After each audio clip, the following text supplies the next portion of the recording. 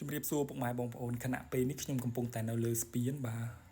កង្ហត់ចាស់ដែលគេសរសេរប៉ាយថាជ័យយោទ្វារទឹកទំនប់បាទប្រយុទ្ធស្ទឹងសង្កែពុកម៉ែបងប្អូនឃើញប៉ាយខ្ញុំមិញឃើញស្គាល់ហើយបន្តបន្ទាប់ពីសរសៃឈាមតូចនៃទំនប់នីមួយៗដែលខ្ញុំបានថតចេញคลิปវីដេអូពីមុនទំនប់ទី1បាទនៅ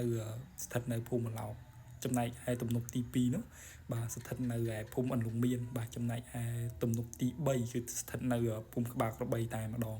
ពុកម៉ែបងប្អូនដែលគាត់នៅរស់នៅតាមតំបន់ហ្នឹងគាត់ស្គាល់ច្រើន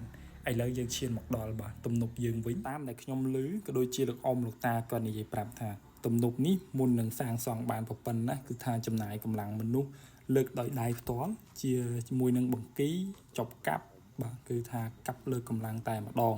ហើយចំណាយមនុស្សក៏អស់ច្រើនបាទអ្នកស្លាប់នៅទីហ្នឹងក៏ច្រើនដែរបាទអ្នកខ្លះក៏ស្លាប់ដោយសារអត់អាហារអ្នកខ្លះក៏ស្លាប់ដោយសារបាក់ទំនប់ចឹងបងប្អូនហើយថ្ងៃហ្នឹងបាទរអាក់រអួលនៃការថតកាមេរ៉ាដោយសារតាបច្ចេកទេសមិនដឹងឬក៏មូលហេតុអីបងប្អូនគឺថាឆេះវីដេអូបាទមួយឃ្លីបនេះបន្តិចបាទអធ្យាស្រ័យដោយសារមានកន្លបុកខ្លាំងពេកបាទដោយសារតែគ្មានទឹកហូរនៅស្ពាននេះដល់ឥឡូវនេះពីព្រោះបាទពីសម័យមុនហ្នឹងដោយសារការបាទទប់ជាប់រឹងមាំបងប្អូនចឹងហើយធ្វើឲ្យទឹកហូរនៅខាងលិចស្ពានវិញបាទចឹងទៅវៀងណាបងប្អូនធ្វើឲ្យកើតជាស្ទឹងថ្មីវិញឥឡូវនេះកន្លែងនេះគេហៅថាស្ទឹងចាស់ណាបងប្អូនស្ទឹងចាស់នេះយើងជិះកាត់ស្ពានកបាសបាទទឹកហូរមកពីរលួសបាទអញ្ចឹងទៅយើងក្រឡេកមកមើលខាងជើងគឺយើងឃើញស្ទឹងមួយហើយអញ្ចឹងគេហៅថាស្ទឹងចាស់បងប្អូនឥឡូវយើងមកមើលអំពីសភាពស្ពានវិញគឺថាមានការទ្រុឌទ្រោមក៏ដូចជាបាក់បែកច្រេះចាប់បាទក៏ដូចជាស៊ីម៉ងអីប្រឡាក់ខ្លះហើយបាទខ្មៅខ្លះហើយចេះគឺថាអ្នកដែលចង់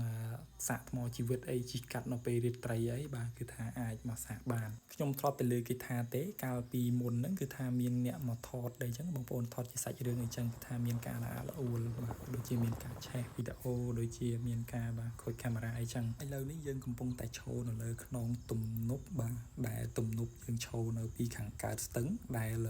ទំនប់នេះចាក់ទៅខាងកើតឆ្ពោះទៅរកភ្នំថាប់ដីយើងតែម្ដងហើយបងប្អូនពីសម័យហ្នឹងខ្ញុំធ្លាប់ឮ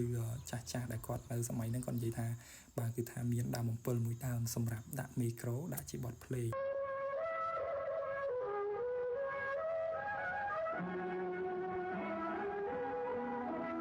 គោលបំណងរបស់ខ្ញុំគ្រាន់តែចង់ឲ្យពុកម៉ែបងប្អូនស្គាល់អំពីទំនប់ទាំង4នឹងទី1ស្ថិតនៅភូមិឡោកទី2ស្ថិតនៅភូមិឡុងមានទី3ស្ថិតនៅភូមិក្បាលក្របីទី4ស្ថិតនៅកង្ហតយើងនេះតែម្ដងគឺថាទំនប់ទប់ដងស្ទឹងសង្កែចំណែកឯទំនប់3ខាងលើទៀតគឺយើងគ្រាន់តែទប់នៅដងអូខ្ញុំមិនដឹងថានៅតំបន់បងប្អូននោះគឺថាបាទជួបដូចខ្ញុំដែរឬអត់បាទមានទំនប់តូចជាងទប់នៅតាមអូបងប្អូនពីសម័យប៉ុលពតវីដេអូរបស់យើងក៏ឈានជិតដល់ទីបញ្ចប់ទៅហើយពុកម៉ែបងប្អូនបើអញ្ចឹងបើសិនជាមានកំហុសឆ្គងឆ្គងត្រង់ណាក្តីក៏សូមអធិស្ឋានដល់ខ្ញុំបាទផងខ្ញុំមិនបានបង្ហាញបាទព្រឹត្តិការណ៍ឬលោកអ៊ំលោកយាយលោកតាណាម្នាក់ដោយសារតែរឿងរ៉ាវវែងឆ្ងាយពេកអញ្ចឹងគោលបំណងរបស់ខ្ញុំបង្ហាញតែពីទំនប់នីមួយៗបាទយើងនឹងជួបគ្នានៅវីដេអូក្រោយទៀតអរគុណច្រើន